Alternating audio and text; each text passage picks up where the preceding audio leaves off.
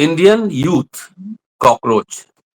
Supreme court के chief justice of India की एक टिप्पणी से इतना बड़ा आंदोलन खड़ा हो जाएगा, इसकी किसी ने कल्पना नहीं की थी। कॉकरोच जनता पार्टी बनी डिजिटल प्लेटफॉर्म पे और करोड़ों में उसके फॉलोअर हो गए। इसके संस्थापक अभिजीत दीपके भारत पहुंचे और उसके बाद जंतर मंतर से जो आंदोलन शुरू हुआ वो देश के कई भागों में, अब खास तौर से कई भागों में फैल चुका है। बिहार से जो फुटेज कवरेज आ रहे हैं, हर जिले में आंदोलन हो रहा है और तरह तरह के तरीके अपनाए जा रहे हैं। पहली बार ये देखा जा रहा है और मैं समझता हूँ कि भारत के इतिहास में जितने आंदोलन हुए, छात्र आंदोलन, इसके राजनीतिक रिपरकशन क्या होंगे मैं अभी कल्पना नहीं कर सकता। लेकिन सोनम वांगचुक एक बुद्धिस्ट है और अभिजीत दीपिके दलित हैं। उनके बारे में कई तरह की भ्रांतियां पहले फैलाई गई, लेकिन धीरे धीरे करते करते ये पूरा आंदोलन cutting across cast, community, religious boundaries ये फैल गया। जंतर मंतर पे मैं भी गया 2 बार और मैंने देखा है रात के 4 बजे, 3 बजे, 5 बजे सुबह तक हजारों की संख्या में वहां जुटे हुए। सोनम वांगचुक हड़ताल तोड़ चुके हैं, लेकिन इस आंदोलन पर अभी कोई फर्क नहीं पड़ा है, कोई अपील नहीं आया है कि आंदोलन कब तक जारी रहेगा। हालांकि जो प्रोटेस्टर्स हैं वो धर्मेंद्र प्रधान, एचआरडी मिनिस्टर के इस्तीफे की मांग कर रहे हैं। और जिस तरह से ब्रुटल लाठी चार्ज हुआ छात्रों पर, यंग छात्रों पर, लड़कियों पर, वो सब हमने देखा है। चीफ जस्टिस ने इस पर इंटरवीन करने से इनकार कर दिया है। बहरहाल इस एपिसोड में हम ये समझने की कोशिश करेंगे कि आजादी के बाद भारत में जितने छात्र आंदोलन हुए हैं, चाहे 60 के दशक के बिहार में हुआ आंदोलन या फिर 70 के दशक में जयप्रकाश के नेतृत्व में छात्र आंदोलन, या 80 के दशक में गुजरात का आंदोलन, या 90 के दशक का एंटी मंडल मूवमेंट, और अब 2024 में जेन जी ये आ गया है। और जेन जी जिस तरह के इनोवेटिव आइडियाज ला रहा है इस प्रोग्राम में, शायद हमने पहले नहीं देखा। सरकार ने इंटरनेट बंद कर दिया है जंतर मंतर के इलाके में, कई तरह की पाबंदिशें हैं। गोदी मीडिया का हाल आपको पता ही है, लेकिन सोशल मीडिया ने बवाल मचा दिया है। पूरे दुनिया भर से प्रोटेस्टर्स के लिए खाना पीना, जूस, सब कुछ वहां पे भेजा जा रहा है और जरूरत से ज्यादा भेजा जा रहा है। अभिजीत दीपके ने खुद अपील की है कि बगैर हमसे पूछे हुए ना भेजे, क्योंकि सामान की बर्बादी ठीक नहीं है। तो मैं समझता हूं कि इस आंदोलन में ये पहली बार इतना प्रोग्रेसिव एलिमेंट है। इसका रिपरकशन आगे क्या होगा मैं नहीं जानता, लेकिन सब boundaries, caste, community, religious identity, सब बाउंड्रीज इसमें टूटा हुआ है। कई लोग उसको डिवाइड करने की कोशिश कर रहे थे, लेकिन नहीं हुआ। आज हम असम समझौते की भी बात करेंगे, 1970 में जो आंदोलन हुआ था उसकी भी बात करेंगे, पूरे छात्र आंदोलन के इतिहास के बारे में बात करेंगे इस एपिसोड में। प्रोफेसर राम पुनियानी साहब हमारे साथ मौजूद हैं। चलते हैं सीधे उनके पास और पूरा छात्र आंदोलन के चरित्र को समझने की कोशिश करते हैं। जी नमस्कार सर, स्वागत है सर। जी नमस्कार रतनलाल, बहुत सर। देखिए, हम अपनी आंखों के सामने एक बहुत बड़ा स्पेक्टेकल देख रहे हैं। जी ऐसा एक उभार देख रहे हैं जो मेरे ख्याल से कई सालों से, कई दशकों से देखने को नहीं मिला। आपने 1975 की बात की। 1975 में भी छात्रों ने बहुत बड़ी संख्या में भाग लिया था और वो आंदोलन जिसका नेतृत्व जयप्रकाश नारायण ने किया था, उसके साथ भी छात्र बहुत बड़ी संख्या में जुड़े थे। उनके पीछे पर ज़्यादातर एक तरफ से आरएसएस भी आ गई थी और दूसरी तरफ से दूसरी पॉलिटिकल पार्टीज भी आ गई थी, जिसके जी कारण इंदिरा को इस्तीफा भी देना पड़ा। चुनाव के बाद इंदिरा गांधी को उन्होंने हराया और जनता पार्टी बन के हमने देखा आगे क्या हुआ। आगे ऑफ कोर्स एक बात रेखांकित करना ज़रूरी है कि इसमें जो जनसंघ के एलिमेंट जनता पार्टी में थे, उन्होंने जनता पार्टी छोड़कर बीजेपी बना ली। तो ये यूथ आंदोलन का उस समय बड़ा मुद्दा था। उसकी भी बड़ी आश्चर्यजनक बात है कि गुजरात के एक कॉलेज के एक हॉस्टल में मेस की फीस थोड़ी बढ़ाई गई और उससे नाराज होकर विद्यार्थियों ने जो किया, तो समाज का जितना गुस्सा, आक्रोश इसके साथ मिल गया। कोई भी एक चीज तो होती है, जैसे केमिस्ट्री में उस सैचुरेटेड सोल्यूशन होता है, एक क्रिस्टल डाल दीजिए तो बड़ा क्रिस्टल बन जाता है। तो 1975 में, 74 में भी यही मामला था। और उसके बाद जैसे आपने अन्य आंदोलनों का जिक्र किया, उसमें मंडल के समय जो आंदोलन हुआ था, वो तो बहुत गहरा था, व्यापक था और उसमें उसके विरोध में एक्चुअली उस आंदोलन से ज़्यादा उसके विरोध में जो हुआ, वो भी बहुत याद करने वाली बात है कि उत्तर भारत में मेरे ख्याल से वो लड़के का नाम रस्तोगी था, उसने खुद को जला लिया था। यानी उस मंडल आंदोलन का विरोध करने के लिए एक बहुत मजबूत आंदोलन को खड़ा करने की कोशिश की गई, जिसमें यूथ फॉर इक्वालिटी भी थी और आरएसएस तो छुपे तौर से था। इसके बाद एक मैं और आपको रेखांकित कर दूं और वो था अन्ना आंदोलन। अन्ना आंदोलन में भी यूथ की बहुत बड़ी भूमिका थी, क्योंकि इसके पीछे तो निश्चित रूप से आरएसएस था और अन्ना के आंदोलन के लिए जो मोबिलाइजेशन किया गया, लोगों को लाया गया, उसमें आरएसएस की भूमिका बहुत बड़ी थी। खैर, वो आंदोलन में जो उससे जो निकला, उसमें कांग्रेस की तो हार हुई, उसका मुख्य उद्देश्य भी वही था और उसके बाद जो इसके साथ जो जुड़े हुए लोग थे, जिन्होंने कहा हम राजनीति में नहीं आएँगे, उन्होंने राजनीतिक पार्टी बनाई और जहाँ भी कांग्रेस और बीजेपी की सीधी टक्कर होती थी, वहाँ वो पार्टी जाके अपने कैंडिडेट खड़ा करके एक अप्रत्यक्ष रूप से भाजपा को मदद देने की कोशिश करती थी। अब इसी के साथ-साथ मैं एक और बात बता दूँ, अभी का आंदोलन थोड़ा अलग है। अभी का आंदोलन थोड़ा अलग है, कुछ सिमिलरिटी भी है। अलग ऐसे है कि पिछले 12 साल से देश में जो नीतियाँ चल रही हैं, वो लोगों के हितों के खिलाफ हैं। महँगाई बढ़ रही है, लोगों में जो एक भाईचारा, बहनचारा है, वो कम हो रहा है, समाज में नफ़रत बढ़ रही है और सबसे ऊपर जो इस आंदोलन के पीछे की ताकत है, वो है ये परीक्षाओं का, केंद्रीय परीक्षाओं का लगातार लीक होना। अब क्योंकि ये जो परीक्षाएँ पहले यूनिवर्सिटीज़ या स्टेट बोर्ड करते थे, उसमें राज्य का ही पूरा दखल होता था। अभी कोई एनटीए बॉडी बनाई है, जो बिल्कुल अक्षम्य है और लाखों विद्यार्थियों ने जिस प्रकार से मेहनत करके वो एग्ज़ाम में बैठते हैं, पेपर लीक हो जाता है और उससे करीब 22 बच्चों ने अपनी आत्महत्या की। तो ये एक ऐसी चीज़ें थी, बहुत सारी चीज़ें, असंतोष की चीज़ें जमा हो रही थी और उसमें जो मौका मिला, वो मौका जो आया, मिला नहीं आया, वो था नीट परीक्षाओं का और बाकी परीक्षाओं का लगातार लीक होना। तो इसी मौके में जब आपने इसका उल्लेख किया है, सुप्रीम कोर्ट में जब केस चल रहा था इस बारे में, तो हमारे सुप्रीम कोर्ट के जज साहब, जो बहुत बिज़ी रहते हैं, जिनको विद्यार्थियों पर होने वाले अत्याचार के वीडियो देखने की फुर्सत नहीं है, तो उन्होंने ये अपमानजनक शब्द इस्तेमाल किया था कि जो विद्यार्थी जिनको नौकरियाँ नहीं मिल रही, जो फेल हो रहे हैं, वो सब कॉकरोच के जैसे हैं। वहाँ से लेकर अभिजीत दिपके ने ये शब्द को पकड़ लिया और इसकी अपील, जैसे उन्होंने, आजकल तो भई इंटरनेट का ज़माना है, जो काम करने को पहले 1 हफ्ता लगता था, अभी तो वो जो आधे घंटे, 2 घंटे में हो जाता है। तो दीपिका की अपील लाखों लोगों ने, 2 मिलियन ने जॉइन की। उन्होंने तुरंत कॉकरोच जनता पार्टी बनाई और पहला जो उन्होंने एजेंडा अभी रखा हुआ है, वो एजेंडा है धर्मेंद्र प्रधान का इस्तीफा।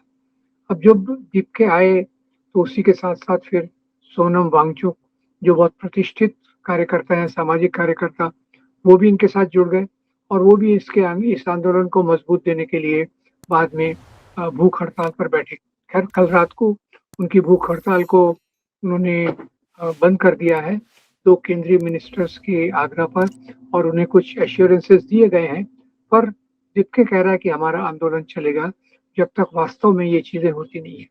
उनकी मुख्य मांग धर्मेंद्र प्रधान का इस्तीफा और जो बच्चों ने आत्महत्या की है, उनके परिवारों को कॉम्पेंसेशन और तीसरा, जो शिक्षा व्यवस्था में कमज़ोरियाँ हैं, उन कमज़ोरियों को जहाँ से लीक होता है, उसको सील करना और पूरे एजुकेशन सिस्टम को एक प्रकार से ओवरऑल करना, उसको इस प्रकार से लाना कि शिक्षा अच्छी मिले, सस्ती मिले, सबको मिले और उसके बाद फिर जो होता है दूसरे मुद्दे दिख नहीं रहे पर हैं।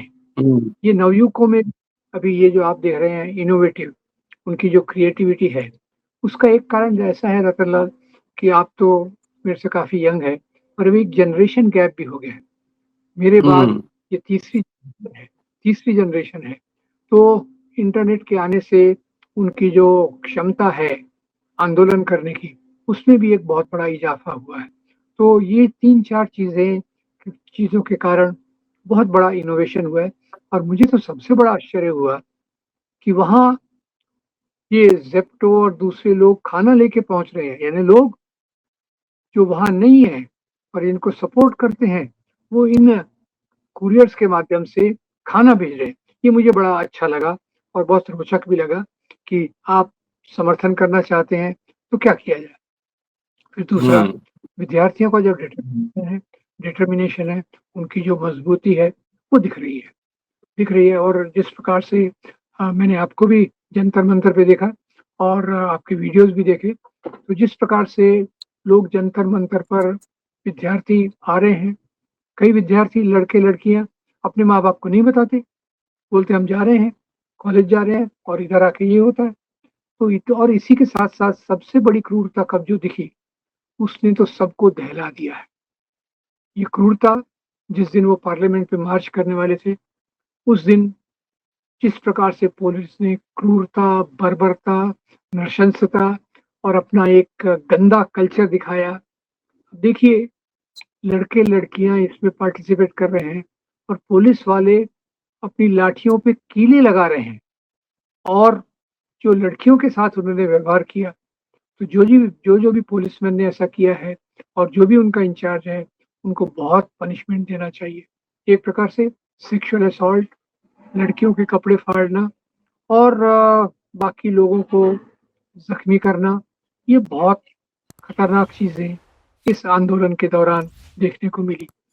अब इसका आगे क्या हश्र होता है, पर मैं एक बात ज़रूर कहना चाहूँगा कि अभी बहुत अच्छा रिस्पॉन्स मिला है, सुपर्ब! पर इसी मुद्दे को लेकर राहुल गांधी पिछले 6 महीने से मेरे ख्याल से पेपर लीक के मुद्दे पर, शिक्षा के मुद्दे पर जगह-जगह जाके आंदोलन कर रहे हैं। मुझे जयपुर का याद है, दूसरी एक जगह का याद है कि जहाँ उन्होंने बहुत बड़ी-बड़ी मीटिंग्स की, विद्यार्थियों के बीच में पूरे उनकी समस्याओं के बारे में चर्चा की और बहुत बेहतरीन ढंग से की। मुझे तो राहुल गांधी का जो जयपुर का ना स्पीच था और उसके पहले वाला स्पीच था, बहुत प्रभावी लगा, बहुत सही लगा। रैशनल और बिल्कुल ऑब्जेक्टिव और आगे क्या चला जाए, इस आधार पे है। अभी भी ये देखिए एक हम दीपके की बात तो कर रहे हैं, पर ये भी बात करना ज़रूरी है कि राहुल गांधी का ये आंदोलन 2-3 महीने पहले से ही चल रहा था और उन्हें इतनी पीड़ा हुई कि लोकसभा चल रही है और लोकसभा में इस महत्वपूर्ण मुद्दे की चर्चा नहीं हो रही। ये हुँ, चर्चा हो इस स्पॉन्टेनियसली गए ओम बिरला के घर, स्पीकर जी के घर, स्पीकर जी को कहा इसको रखो एजेंडा पे, तो उन्होंने कहा ये मेरे हाथ में नहीं है, इसके लिए सरकार से पूछना पड़ेगा। यानी स्पीकर जो लोकसभा के पूरे अध्यक्ष हैं, सबसे बड़ी अथॉरिटी है लोकसभा में, वो भी हमारे प्रधानमंत्री के इशारों पे ही अपना काम करते हैं। इससे व्यथित होके राहुल गांधी और बाकी जो सब आए, वो प्रधानमंत्री घर के पास आए और वहाँ बैठकर उन्होंने धरना दिया। मुझे दिक्के का तो बहुत तारीफ करना है कि उसने एक चीज़ को ट्रिगर कर दिया और पर मैं राहुल गांधी को भी भूलना नहीं चाहता क्योंकि राहुल गांधी ने ये मुद्दे को काफ़ी दिनों से उठाया हुआ है। एक चेतना समाज में हुँ, बन रही थी।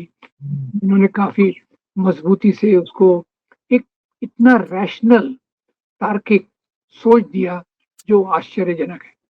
थोड़ा ये भी देख लें कि जो राहुल गांधी का धरना था, उसका क्या हश्र हुआ। हुँ, उसमें मुझे कि जो सच की वो मैं बताना चाहता हूँ कि उन्होंने राहुल गांधी पे ज़बरदस्ती की, खींचा की, उनके नाक पे खून भी आ गया, कपड़े भी खराब हो गए, जूता भी गुम गया। दूसरे दिन जब इसकी बात हुई, तो कई लोगों वो जब बात कर रहे थे तो लोगों ने कहा आपको तो ये हुआ, वो हुआ। उन्होंने कहा मुझे जो हुआ वो इर्रेलेवेंट है। इर्रेलेवेंट मुख्य बात है कि ये हमारे बच्चों पर, विद्यार्थियों पर, लड़कियों पर जिस प्रकार का अत्याचार पुलिस ने किया और जिस प्रकार का रवैया सरकार ले रही है, उस पर हम बात करें। मुझे जो छोटे उनको इतनी बड़ी बात हुई पर उन्होंने कहा मुझे जो हुआ है उसके बारे में बात मत कीजिए, फोकस रखिए। फोकस हमारा क्या है? धर्मेंद्र प्रधान का रेसिग्नेशन, शिक्षा पद्धति में सुधार, परीक्षा पद्धति में सुधार और उसी के साथ-साथ समाज जो पिछड़ रहा है आर्थिक रूप से, नौकरियों के रूप में, उस पर ध्यान देना बहुत ज़रूरी है। ये उनकी बात मुझे बहुत प्रभावित कर गई। तो मुझे ऐसा लगता है कि आंदोलन ये दीप्के का बहुत धन्यवाद कि उन्होंने इसको एक ट्रिगर किया और दूसरा धन्यवाद जाता है राहुल गांधी को, उनकी लीडरशिप को, जो पिछले कुछ महीनों से इसी मुद्दे के लिए ग्राउंड तैयार कर रही थी। अब देखिए, जो स्पॉन्टेनियस होता है, उसका कोई आधार होता है, उसका कोई ग्राउंड होती है, चेतना पे काम किया जाता है और वो चेतना पे काम करने का काम राहुल गांधी ने बहुत बेहतरीन तरीके से किया। तो इस उभार में हमें राहुल गांधी का योगदान भूलना नहीं चाहिए। एकदम। दीप्के दीप्के आए हैं, उनका संगठन नहीं है, क्योंकि अगर अगर वो आगे कैसे जाएँगे मुझे नहीं पता, क्योंकि इन्होंने तो अनशन छोड़ दिया है और उनको जो वादे किए गए हैं, सरकार कितना पूरा करती है वो पता नहीं। पर जिस प्रकार से कल प्रधानमंत्री जी की रील आई, मेरे ख्याल से वो इस पर पढ़ रहे थे, क्या कहता है वो वो टेलीप्रॉम्प्टर। स्पॉन्टेनियस हाँ, टेलीप्रॉम्प्टर टेलीप्रॉम्प्टर। पर पढ़ रहे थे। हाँ, टेलीप्रॉम्प्टर पर जिस प्रकार से पढ़ रहे थे, उसमें तो बहुत हॉलो बातें थी, उथली बातें थी, कोई कॉन्क्रीट प्रॉमिस नहीं था, कोई निश्चित बात इस बात पे दुःख नहीं था कि विद्यार्थियों को, लड़कियों को किस प्रकार से मिसट्रीट किया गया है। तो ख़ैर अभी मामला अधर में है और एक खुशी की बात यही है कि इसमें लोग बड़ी संख्या में जुड़ रहे हैं। आगे की दिशा अभी बताना मुश्किल है, पर जी। जिस प्रकार से लोगों का रिस्पॉन्स है, वो लोगों के रिस्पॉन्स को देख के लगता है कि कम से कम इसमें कोई सीरियस इंटरवेंशन होना चाहिए। सर, 70 के दशक के आंदोलन का हमने जिक्र किया और उस समय आपको याद होगा कि इंदिरा गांधी प्राइम मिनिस्टर थीं और बहुत सारा रिफॉर्म्स उन्होंने किया था। बैंक का नेशनलाइजेशन, प्रिवी पर्स खत्म कर देना, लैंड रिफॉर्म्स, अ, तमाम ये सब हुए थे। पब्लिक सेक्टर यूनिट यूनिट का आगमन, इससे राजे महाराजे, प्रिवी पर्स वाले, इंडस्ट्रियलिस्ट, कैपिटलिस्ट, आरएसएस सब नाराज था। तो छात्र आंदोलन के पीछे एक बैकअप अमेरिका भी था, क्योंकि भारत का विभाजन इंदिरा गांधी ने पाकिस्तान का विभाजन इंदिरा गांधी ने कर दिया था। तो उसका उद्देश्य था इंदिरा गांधी सरकार को हटाना। उसके पीछे ऑल रिएक्शनरी फोर्सेस लगे हुए थे। 80 के दशक में बोडो आंदोलन भी हुआ, जो कि बाद में छात्र नेताओं ने अपनी सरकार बनाई। 90 के दशक में जो आंदोलन हुआ, वो तो पता ही है कि मंडल के खिलाफ हुआ और कमंडल वो आखिर सरकार चला रहे हैं, आरक्षण विरोधी। एक तरह से मंडल विरोधी आंदोलन एक एक जो है ना, नॉन प्रोग्रेसिव मूवमेंट था। रोहित मुमला के समय भी छात्र आंदोलन हुआ, सीए एनआरसी में भी आंदोलन हुआ, अन्ना हजारे का आंदोलन हुआ। लेकिन ये आंदोलन इन आंदोलनों से किस तरह डिफरेंट है? और दूसरा, इंटरनेट के ज़माने में क्या ये संभव है कि इस तरह के आंदोलनों को सरकारें कुचल दें, दबा दें?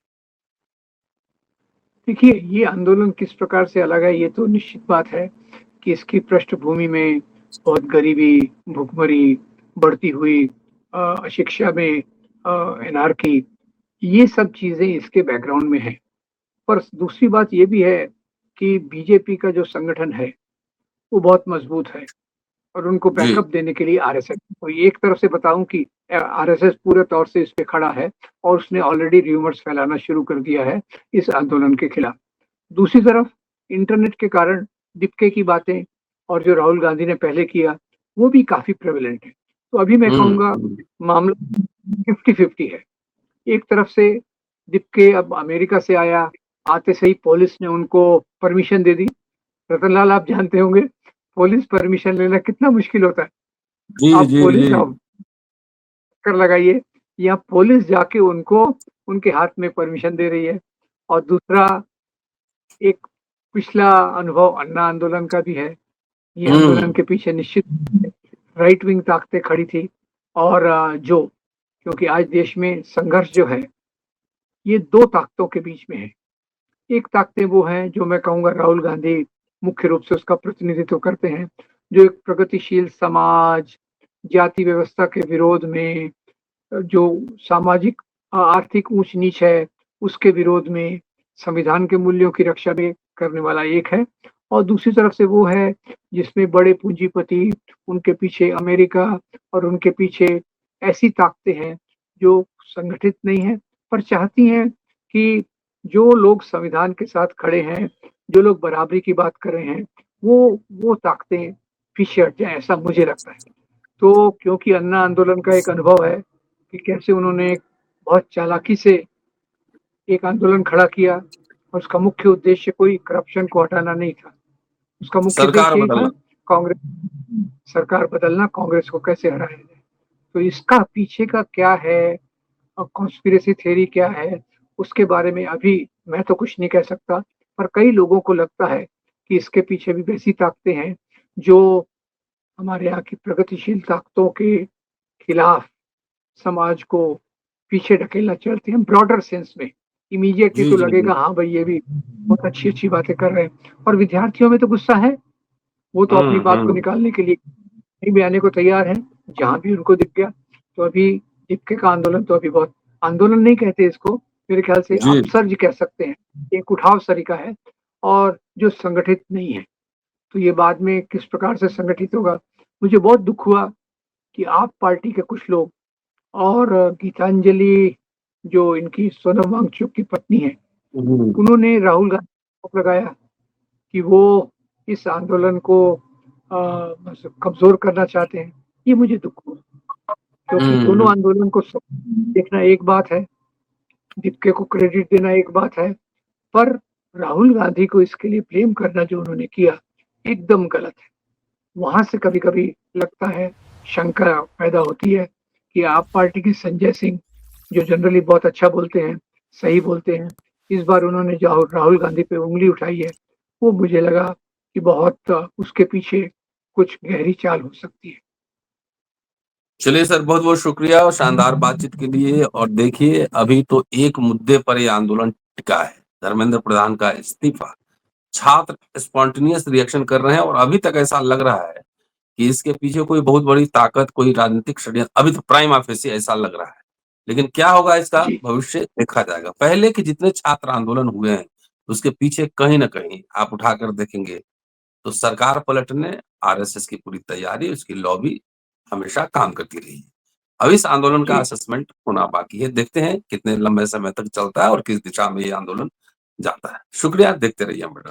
Thank you sir. धन्यवाद Ratan Lal. Thank you very much.